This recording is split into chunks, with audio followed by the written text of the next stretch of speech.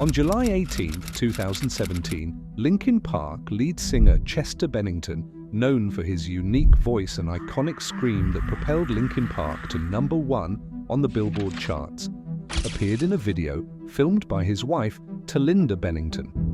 The footage shows Chester in high spirits, laughing and sitting next to one of his children during a family game. I just drank myself and I'm gonna die. Oh shit, the same thing!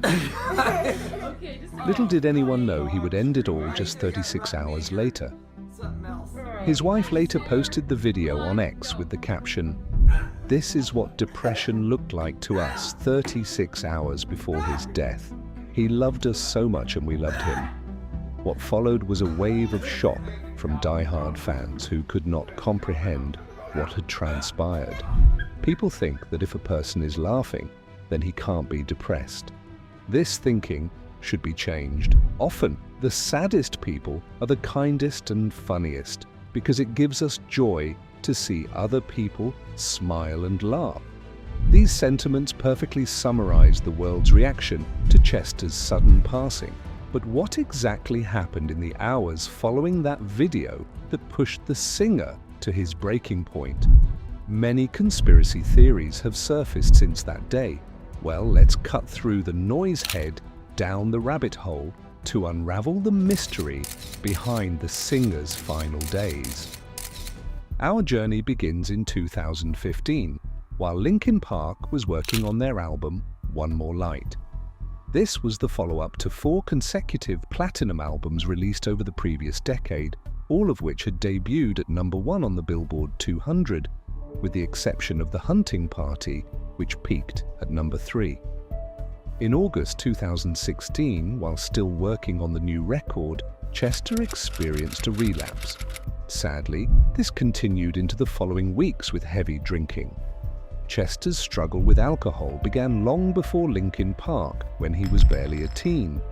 Born in Phoenix, Arizona in 1976, Chester was raised by a mother who worked as a nurse and a father who was a police detective, specializing in child abuse cases.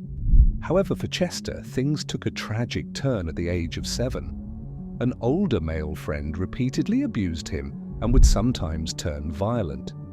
Terrified and ashamed, Chester kept the trauma to himself. School offered no escape. He endured relentless bullying, which further eroded his self-esteem. In an attempt to cope, Chester turned to substances including opium, amphetamines, and cocaine. The drug use only intensified the bullying, leaving him physically emaciated and emotionally shattered. As if things couldn't worsen, his parents divorced when he was 11. His father gained custody but worked frequent double shifts, leaving Chester alone for long stretches of time. The abuse continued until he was 13, when he finally told his father, though he chose not to press charges, believing the perpetrator was himself a victim. At 17, Chester moved back in with his mother, who was shocked by his frail, drug-ravaged appearance. She temporarily confined him to the house, which helped him quit harder substances, but unintentionally pushed him toward alcohol. This marked the beginning of his lifelong battle with addiction, a struggle that would resurface in 2015 while he and Linkin Park were working on the album One More Light. The tracks pivoted toward a pop-centric sound. Fans dismissed the album as a desperate, insincere attempt to chase dance pop trends while abandoning their rock identity. I've been an LP fan since I was a kid. I just can't get behind this album. It's almost unlistenable to me. I've listened to it multiple times and I hate it each time. Another one reiterated, too produced, lazy written lyrics. Didn't like it, didn't hate it either, but this was the most underwhelming Linkin Park album I've ever heard. Struggling to process the criticism, Bennington lashed out in interviews and further drowned himself in alcohol. Amid this tension, tragedy struck. On May 19, 2017, the same day One More Light was released, Soundgarden frontman Chris Cornell was found deceased in a Detroit hotel room. Chester was shattered. Their friendship was so tight that Bennington was even the godfather to Cornell's son, Christopher.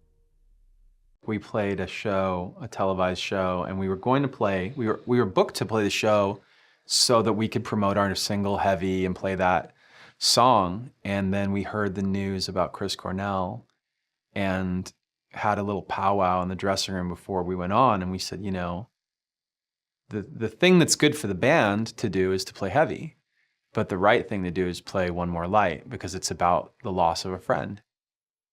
Well, when we were doing a sound check, Chester couldn't even make it through the song. He was getting halfway through and getting choked up. And even when we did play the whole song, and it was live on TV or filmed for TV, he kind of just stopped, like towards the end, like he missed the last couple lines of it, just couldn't finish the song. These dark moments took a heavy toll on Chester. He often described his life as an hour-by-hour battle, detailing the agonizing, constant temptation to drink that haunted him every single day. I don't know if anybody out there can relate, but like, I have a hard time with life sometimes. Right. Sometimes it's great, but a lot of times for me, it's really hard. And no matter how I'm feeling, like, I always find myself like struggling with certain patterns of behavior. I find myself like stuck in like the same thing that keeps repeating over and over again. And I'm just like, how am I in this? And it's that moment where you're in it, and then you kind of separate yourself from that situation and you look at it and you see it for what it is, and you're able to then do something about it. Like you've now broken out of that circle, that cycle. On July 17th, 2017, Bennington traveled with his wife and children for a family vacation to their cabin in Sedona, Arizona. However, Chester had to cut his trip short to attend to business in Los Angeles.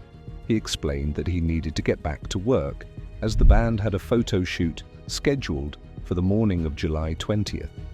Before he departed, Talinda snapped a photo of Chester and their children gazing out from their deck, grinning from ear to ear.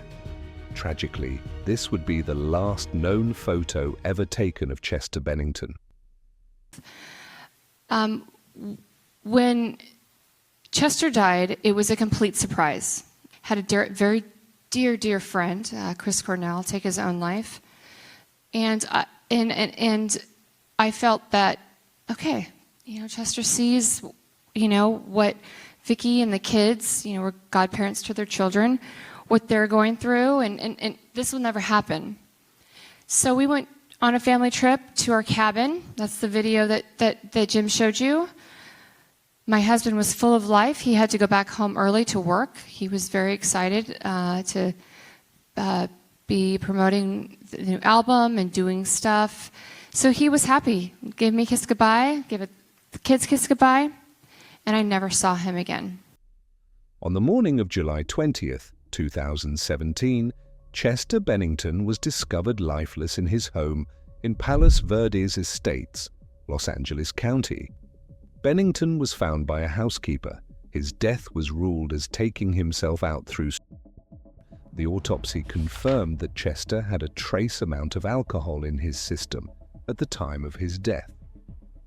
It also contained a troubling revelation from his widow, Talinda, who told the Los Angeles County coroner that he had attempted to take himself out approximately 9 months earlier. In November 2016, Chester reportedly became heavily intoxicated, restrained himself, and jumped into his swimming pool in an attempt to drown. However, he had a change of heart, managed to free himself, and climbed to safety. This information was originally included in the coroner's report, but was later redacted following a request from Talinda's lawyer. At the scene, authorities found a prescription bottle of Zolpidem, generic Ambien, on his dresser, along with a pint glass of Corona that was less than half full, and an empty bottle of Stella Artois. Following Chester's death, Linkin Park entered an indefinite hiatus, spending years releasing tribute music and archival material. But in 2024, the band began a major new chapter. They announced a comeback with new vocalist Emily Armstrong and drummer Colin Britton, releasing the album From Zero and embarking on a massive world tour. It was a move that honored their past while finding the strength to move forward after years of grief. Chester Bennington's death remains a tragic reminder of the internal struggles that even the most inspiring figures may face. Though he is gone, his voice continues to provide a lifeline for millions who are still fighting their own battles in the dark. I just want to make sure before we leave and go back home that we pay our respect and share some of our love. The one thing that can't be defeated is love, right? You can conquer hate by ignoring it. You can destroy it by loving the person next to you.